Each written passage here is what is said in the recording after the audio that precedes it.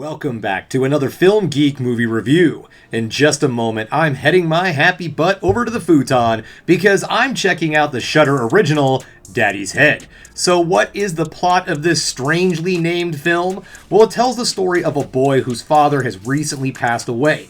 This boy then moves in with his stepmother, and then one day the two of them are visited by a strange creature that has the face of the deceased father. Hence, Daddy's Head. I know, the name can mean so many different names, right? Alright, so this film is directed by Benjamin Barfoot, and it is starring Rupert Turnbull and Julia Brown. This film looks like it's going to be a dark, creepy, slow burn horror film, and the creature design, from what I've seen so far, looks fairly cool. I don't know, you don't get a really good shot of the creature in the trailer, which is fine. I don't want to see the whole thing just yet. So I'm looking forward to seeing where this film goes, because it looks like it's going to be kind of Babadooky or something like that, and it also brings up some interesting facts when it's like his stepmother is now his guardian after his father's death and all. So I think this film's going to have some interesting allegory facts added on to a decent creature feature for the old Halloween. Alright guys, well it's enough of me sitting here yammering on. As always, my cat Haku is patiently waiting over at the futon for me, because you know he loves to watch the horror films. He even said that he brought a friend along today. So you know what, it's enough of me sitting here yammering on. It is time for me to head over to the futon and check out. I'm not going to say the name of this movie after saying that. Nope, not going to do it. I'm just going to go over to the futon now.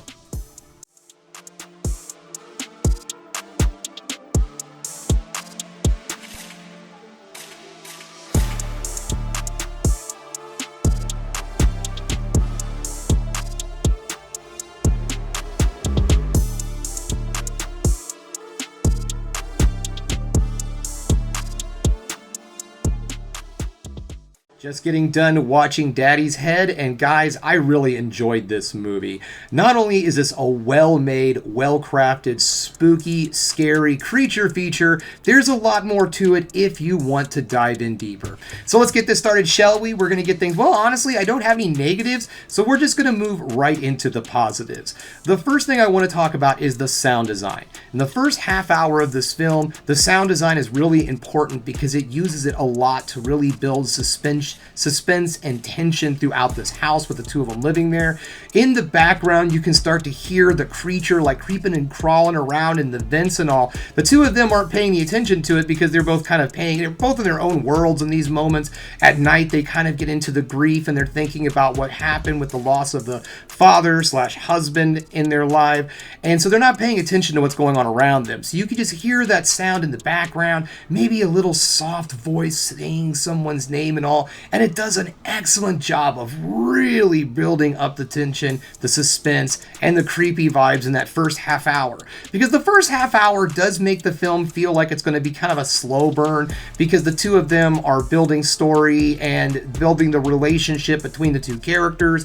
You have the son, the child, the boy, whatever, he's 12-year-old boy, and he's lost his father. His stepmom is the only family he has left. Well, he has absolutely no blood relatives left, so he just has his stepmom. So the two of them are dealing with a lot of emotions and all, and the film does dive into a lot of the grief and all that these two are going into, but the film itself doesn't get really heavy-handed with trying to deliver the message there, because at the same time it's doing that and it's telling the story of the grief and all, there is a legit horror movie going on. There is a creature feature going on, is what I meant to say. There is a real monster that is there, that is causing mischief, I guess. Not really mischief, but you know what I mean. There is a definite monster in this film. It is not just an allegory, even though there is an allegory that is in this with grief, trauma bonding, and things of that sort. But the film doesn't get preachy about it. So if you're somebody who just wants to watch a creepy, scary creature feature, it's definitely there. But if you want to dive in deeper and find more that this film has to offer, you definitely can. It's not like it really throws it in your face, but at the same time, it definitely does give the more of a story to this film. The acting in this movie is outstanding. Rupert Turnbull plays the young boy in this film. Now, I'm sorry, I think I got his name wrong in the intro. I think I said Rupert Turnbull. And he does an outstanding job. I believe this is his first film, and he was handed a very heavy load in this film. There is a lot of emotions that this kid has to go through in this film, and he does an outstanding job. So I think we are going to see a very good career coming out of this movie.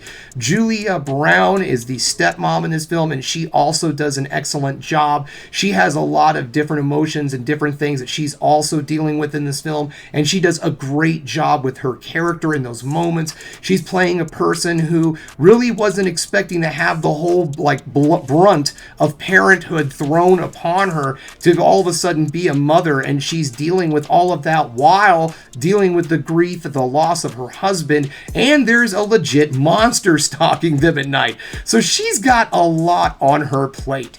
The cinematography in this film is also gorgeous. I love so many of the elements that it brings. When they're in the home itself, there's so many really cool long shots in the hallways and all that really brings in a lot of claustrophobia and all that's inside the house to build the tension.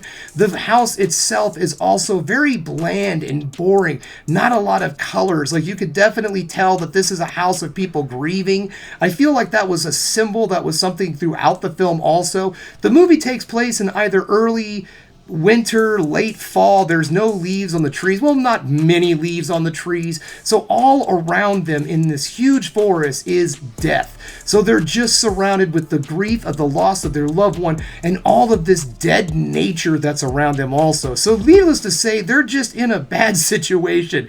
And the cinematography does such a great job of showing that. It has great big wide open shots of the forest to give you the idea of just how vast and big this forest is, so how isolated they are, and then inside the house with everything seeming so claustrophobic, bland, and so on, and depressing.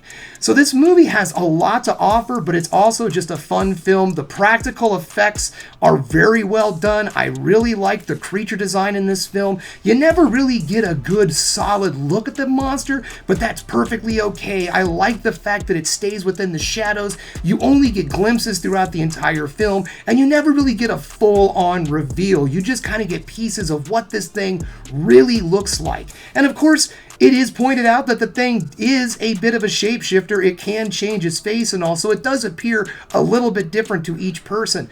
The makeup, the practical effects, everything in this film, the cinematography, the acting, the story, it all comes together to develop one really well-made horror film. One heck of a creepy, scary little movie. There are some good jump scares. They're not unearned. They're very solid. They get you pretty good. There's not a lot of them. They kind of come out of nowhere.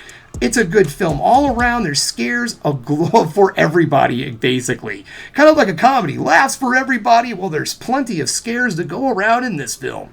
Well, all right, guys, that's all I have for you today. Thanks again for checking out the Film Geek. Oh, yes, this is a solid check it out. If you are a subscriber to Shudder, definitely check this movie out.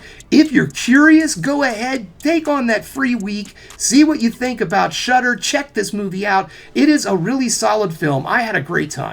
So anyways, guys, thanks again for checking out the Film Geek. If you liked what you saw here today, go ahead and subscribe to the channel, ring that bell for notifications, and give me the old thumbs up so I know you like what you're seeing. And if there's one more thing you can do, folks, that is keep watching movies. You know I'm gonna.